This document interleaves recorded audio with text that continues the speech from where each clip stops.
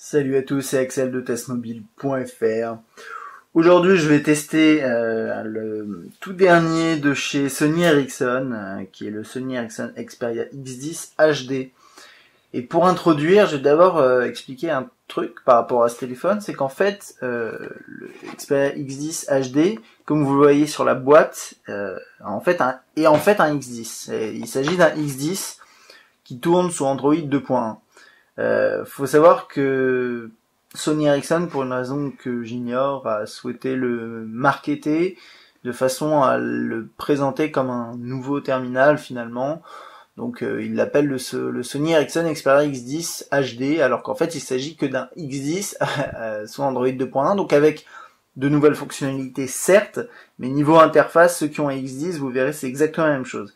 Et c'est une raison aussi, ça c'est un point qui a tendance à énerver ceux qui possèdent déjà un X10, puisqu'ils se disent pourquoi sortir un nouveau téléphone alors que finalement c'est la même chose que ce que j'ai. Donc bref, c'est un téléphone qui coûte environ 480 € nu. Et comme je vous l'ai dit, si vous avez déjà un X10, ça ne sert à rien puisque vous avez déjà le terminal quasiment. Alors il y a un truc à savoir, donc niveau spec c'est la même chose que le X10. Si je dis pas de bêtises, donc avec un écran 4 pouces, là on voit du jack 3.5, ok, un appareil photo 8 mégapixels, un processeur 1 GHz et puis quelques fonctions. Vous allez voir pas mal de trucs intéressants niveau surtout multimédia. Puis derrière il y a une phrase que j'ai pas trop compris. En France, vous ne pouvez utiliser WLAN qu'à l'intérieur des bâtiments. Je ne sais pas pourquoi, peut-être que c'est à cause d'Adopi, j'ai pas d'idée, j'ai cherché un peu sur internet, j'ai pas trop compris pourquoi il y avait écrit ça. Bref, peu importe. Alors on va faire un déballage très rapide. Alors, on a des écouteurs de base, c'est standard, donc c'est pas des intras, c'est des classiques. Franchement, ouais, bon, bref. Un peu de papier, comme d'habitude les notices. Et on a la base qui permet de connecter le câble USB ici. Donc ça c'est la base secteur. Connecté en USB par là, toc, et ensuite vous pouvez charger avec le micro USB. C'est un câble qui est assez long, mais qui est vachement épais et du coup pas très flexible. Je l'ai pas trouvé très pratique. Et c'est ce câble là qui va permettre de connecter également un ordinateur. Donc voilà le X10 HD. Donc on va faire le tour. Et comme je disais, c'est exactement la même chose qu'un X10 normal. Et ceux qui ne connaissent pas, on va faire quand même un tour. Donc l'écran capacitif, donc pas multitouch, toujours pas, malgré cette mise à jour. Mais un bel écran 4 pouces, qui est franchement sympathique. Ensuite en dessous on a quelques boutons, donc bouton menu, retour, menu et accueil. Là ici, ça permet juste c'est un haut-parleur et ça permet en tirant d'enlever la coque. Sur le dessus, on a le cache pour le micro USB, qui est pas très pratique je trouve parce qu'il revient tout seul assez facilement et du coup quand on essaie d'insérer le câble, je trouve ça un peu galère. Ensuite on a un jack 3.5 sur le dessus et donc un bouton qui permet de verrouiller le téléphone et de l'éteindre également. Ici on trouve le bouton de volume et le bouton dédié à l'appareil photo ici. Sur le côté gauche on n'a rien. Et vous voyez en fait, donc là on a une grande plaque. Tout est bon, là c'est dans la version noire, je crois qu'il y a aussi une version blanche. Là on a une zone chromée un peu en courbe.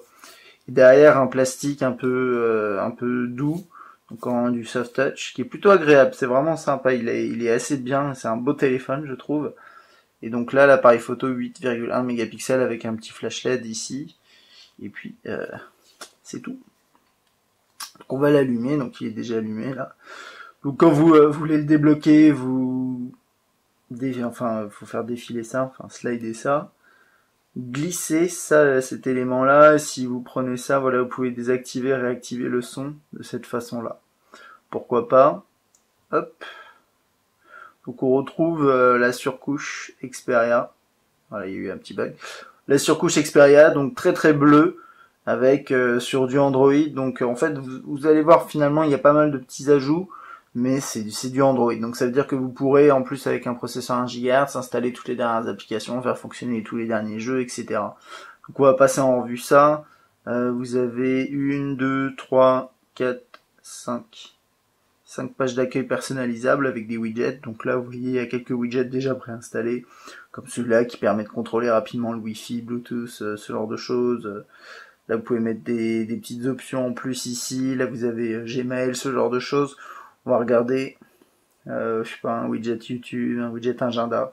Si vous restez appuyé, vous avez la possibilité de rajouter un raccourci, donc que ce soit vers les applications ou un contact ou un libellé, etc. Donc ça, c'est du Android classique. Et ensuite, ici, on a les widgets. Donc un widget d'agenda, ensuite cadre d'image, widget Facebook, miniature web. On a Timescape, qui est un système qui permet d'agréger pas mal d'informations sur vos réseaux sociaux. Par exemple, on va avoir Twitter, Facebook, on va aussi avoir en fait aussi vos contacts qui vous envoient des messages vont apparaître là-dedans. C'est une sorte de vue qui regroupe un peu tout ça, toutes vos actions avec vos contacts. Regardez ça rapidement. Et voilà. Pour passer un appel, c'est facile. Vous appuyez sur téléphone. Vous composez votre numéro, vous pouvez passer l'appel. Donc là, bien sûr, ça va pas fonctionner, mais ça ressemble à ça l'interface avec le visuel de la personne, enfin la photo associée à la personne que vous appelez. Ensuite, qu'est-ce qu'il y avait d'autre là-dedans? Vous avez un historique des appels ici, vous avez vos contacts, on va aller voir dans les contacts. Donc là, voilà, j'ai que 2 contacts, mais en gros, vous pouvez avoir un contact avec pour chaque contact, vous voyez son tweet qui s'affiche, s'il a un compte Twitter. Donc on va aller voir ce contact. Toc. En haut, vous avez sa photo qui s'affiche dans le fond, son tweet, son numéro de téléphone, et ensuite, après, alors si vous voulez l'appeler, vous appuyez sur son numéro de téléphone, et en bas, vous avez une petite liste qui défile. Donc vous pouvez sélectionner son compte Twitter ou Facebook si je l'avais mis, les infos principales, le journal des appels, donc tous les appels passés et les appels reçus, et les appels manqués aussi également. Si il y avait un compte Facebook, vous auriez eu les photos également ici. Donc ça, c'est pas mal. Tant que j'y suis, je vais vous montrer le multitâche rapidement. C'est du multitâche Android. Donc là, ici, par contre, Sony Ericsson ne souhaitait pas intégrer de gestionnaire de processus, comme le fait par exemple Samsung. Mais bon, ça marche quand même pas mal. Donc niveau répertoire, je vous ai montré. Les appels, vous pouvez mettre des favoris ici. Donc ça permet un accès rapide à certains contacts. Donc pas de rien à dire de particulier là-dessus, ça marche plutôt bien. Voilà, si vous êtes dans la messagerie, vous pouvez entamer la rédaction d'un message. Donc ça, c'est le clavier qui est proposé par défaut. Si vous restez appuyé, vous avez mode de saisie. Et là, vous avez plusieurs trucs. La saisie par défaut, là j'ai mis le clavier Android, vous avez Chinese, coréen, japonais. Bon, si je fais clavier par défaut, ça va me mettre celui-là. Donc là, bah, ça marche bien, quoi. C'est un clavier standard sur Android qui marche excellemment bien aussi en paysage. Il faut savoir que sous Android, vous pouvez installer aussi d'autres types de claviers, donc là-dessus, il n'y a pas de souci. Si vous appuyez ici, vous pouvez transformer un SMS en MMS en ajoutant une image, une photo, ce genre d'éléments. Donc ça, c'est plutôt pratique et il s'affiche directement. Et je voulais vous montrer aussi comment s'organisent les discussions. Enfin, justement, c'est ça. Comment s'organisent les textos. En fait, ils s'organisent comme ça. Donc là, vous avez la personne avec le numéro de téléphone. Si vous commencez à bouger, il disparaît. Et donc là, vous avez la discussion qui se... Donc ça, c'est...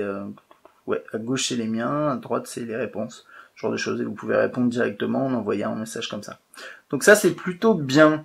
Si vous appuyez là, vous avez le menu avec toutes les applications, toutes les applis, toutes les interactions avec le téléphone qui s'affichent ici. Donc là, par défaut, vous avez pas mal de choses, l'appareil photo, l'agenda. On va aller voir, donc adresse, en fait, c'est associé à Google Maps qui propose une solution de GPS, mais pas uniquement, de navigation, localisation, qui permet aussi de chercher des lieux. Donc ça c'est pas mal, si vous l'avez pas, vous pourrez l'installer. Donc ça c'est la vue pour l'agenda, que vous pouvez faire défiler comme ça. Donc ça marche vraiment bien.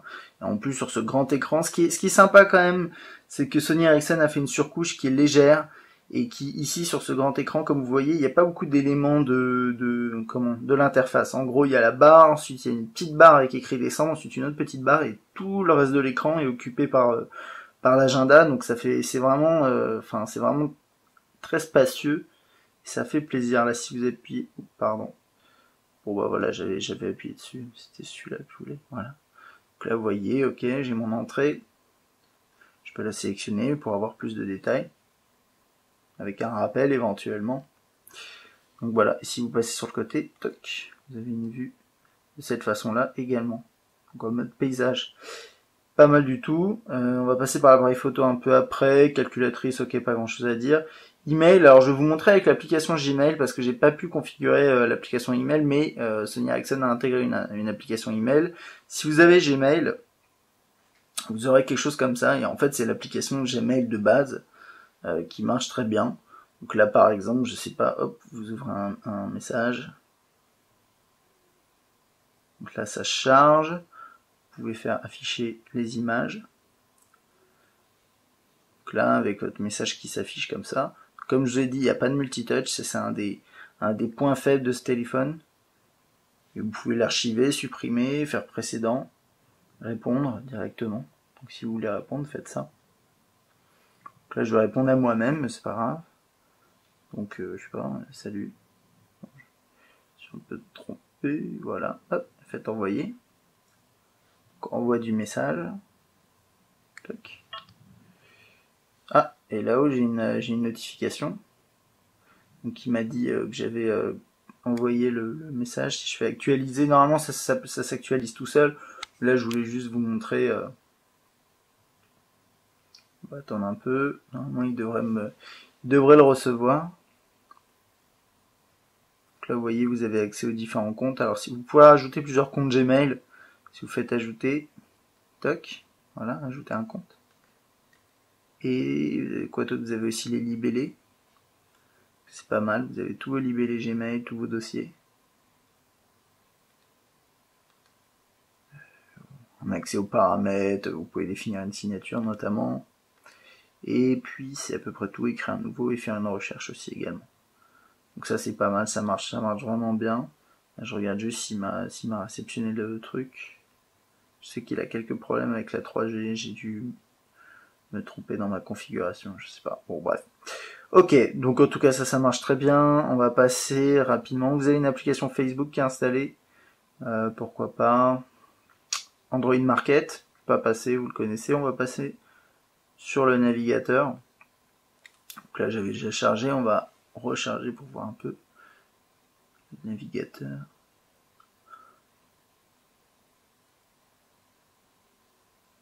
Donc c'est un navigateur qui lit a priori pas le flash, mais par exemple sur une page comme celle-ci où vous avez une vidéo YouTube intégrée, c'est pas forcément nécessaire de pouvoir lire le flash, puisque en fait vous pouvez tout simplement appuyer sur la vidéo et elle va charger directement sur YouTube via l'application YouTube.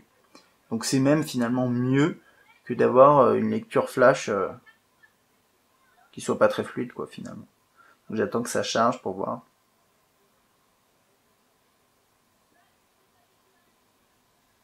Voilà. Et donc là, en fait, la vidéo prend pas tout l'écran. Par contre, si je fais HQ, haute qualité, ça va prendre tout l'écran. Bon, bref, là, ça charge. On va pas attendre, mais en gros, la qualité est bien mieux. Et ça, c'est la nouvelle application, enfin, nouvelle, entre guillemets, application YouTube qui permet de faire ça.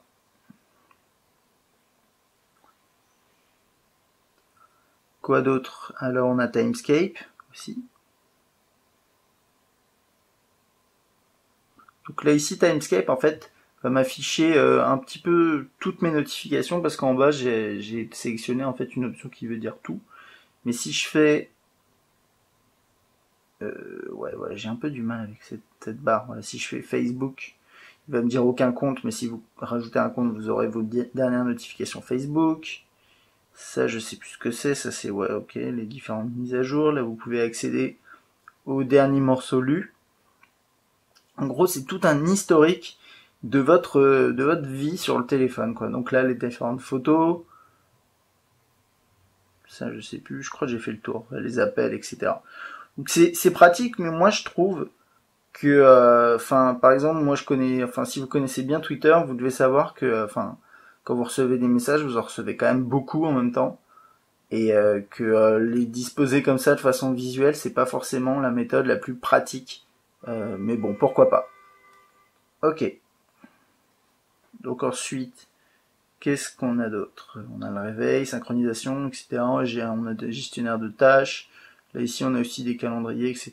Donc pourquoi pas. Enfin, c'est pas mal. Et ouais, voilà, je vais vous montrer ça. Alors, au début, j'étais un peu perdu parce que connaissant bien Android, normalement, il y a un système qui s'appelle lecteur musical, il y a un système qui s'appelle galerie. Et donc là, en fait, ça a été remplacé par Mediascape. Donc c'est dans la surcouche de Sony Ericsson.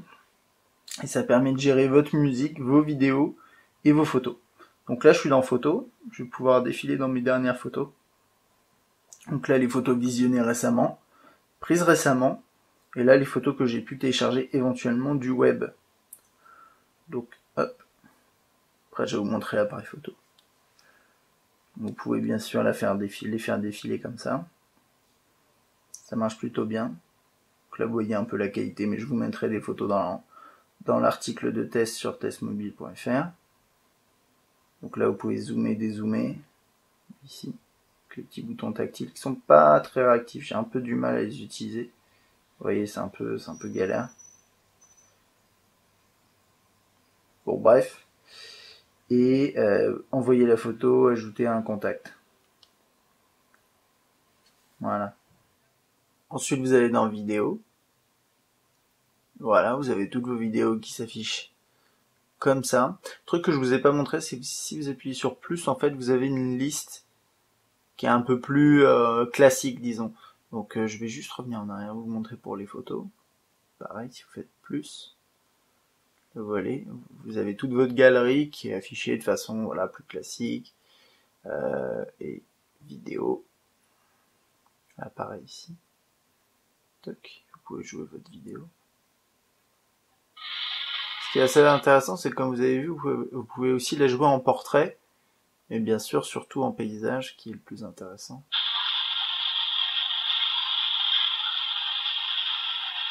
Voilà. Et ensuite, bien sûr, vous avez la musique. La musique, pareil, s'affiche de cette façon. Alors là, vous avez un lien avec Play Now qui permet d'acheter éventuellement des titres. Et là, ici, vous avez des titres recommandés. Si vous faites plus, vous accédez au Marketplace.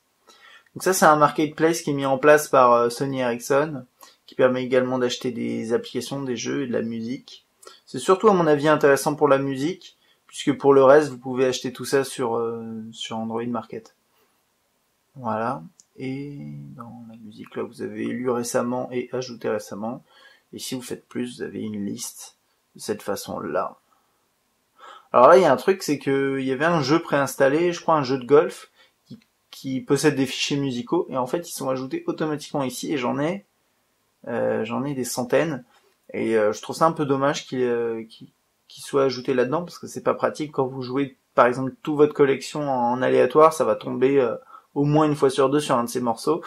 Bon, voilà, c'est un petit détail, mais c'est un peu dommage. Donc on va faire un test musical. Alors d'abord, je vais vous montrer en bas. En fait, ça c'est vraiment la surcouche est faite comme ça. Vous avez toutes les listes ici. Donc là, vous avez vu avec les lettres. Et là, ici, vous avez la possibilité de défiler.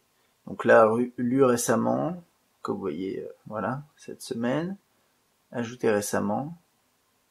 Les favoris, les artistes, c'est un petit peu sensible cette barre. Voilà. Pardon, j'ai un peu de mal. Et le focus a un peu de mal aussi. Voilà. Ajouté récemment, les favoris. Faut y aller doucement en fait. Les artistes. Et puis etc. Les albums, voilà. Donc, je vais lancer un morceau. Donc, quand vous lancez un morceau, en fait, ça fait penser un peu au contact.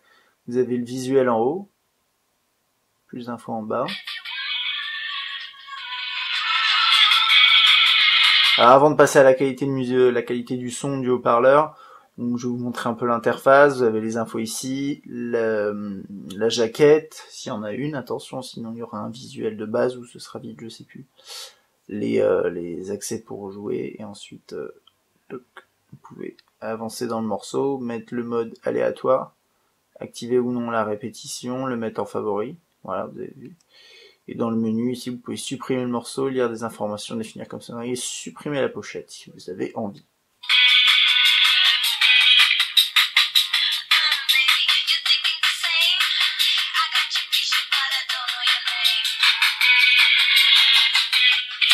suis en train d'essayer de voir d'où sort le son en fait. Ouais, c'est pareil, c'est plus par ici en fait. J'avais dit haut-parleur ici, mais c'est pas le cas. Ouais, c'est ici en fait. Bon, franchement, en toute sincérité, le son est bien, mais j'ai testé sur d'autres morceaux, il n'y a pas beaucoup de basses. C'est pas forcément impressionnant. Maintenant, vous avez le jack 3.5 qui va vous permettre tout simplement d'écouter de la musique avec vos écouteurs classiques, ceux que vous utilisez au quotidien. Donc voilà. Et puis j'ai fait à peu près le tour. Alors le dernier élément qui reste, et c'est finalement, je pense, le plus important sur cet appareil, c'est l'appareil photo et la vidéo.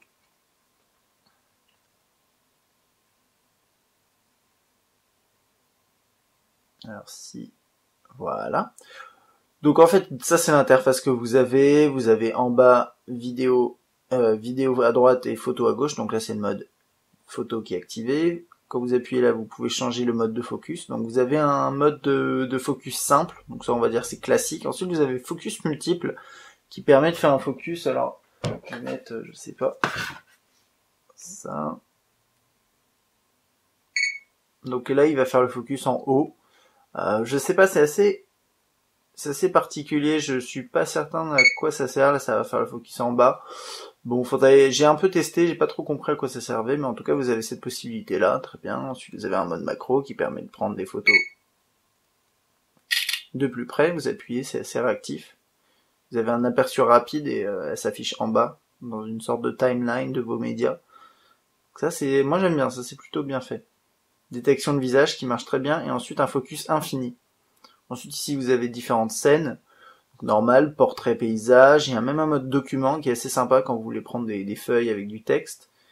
Changer la résolution, donc là on est en 8 mégapixels, on peut passer en 6, en 2 4 tiers et en 2 16 neuvième. Et finalement le mode de prise de vue normal, avec un mode automatique pour les scènes. Détection de sourire et prise de vue via écran tactile, donc là ça permet notamment de faire la mise au point et plus prise de photo directement sur l'écran tactile. C'est assez intuitif. Moi je préfère personnellement le bouton. Et donc là vous avez les différents fichiers. Si vous appuyez là, vous pouvez changer l'exposition. Ensuite ici vous avez quelques options dans les réglages avancés. Donc l'éclairage, activer, désactiver. Donc ça c'est plus pour... En fait c'est une sorte de flash mais permanent. Vous avez un retardateur. Et ce que je voyais, c'est qu'il n'y avait pas d'option qui permet d'activer le flash. Alors j'ai l'impression que c'est automatique, si je dis pas de bêtises. Pour passer à la vidéo, donc faut savoir qu'il filme en HD 720p. Donc voilà, on le voit ici activé. On peut mettre en VGA large, en VGA classique, QVGA et format MMS classique. Donc ça c'est vraiment très très basse résolution. Ça c'est la plus haute, qui est pas mal du tout.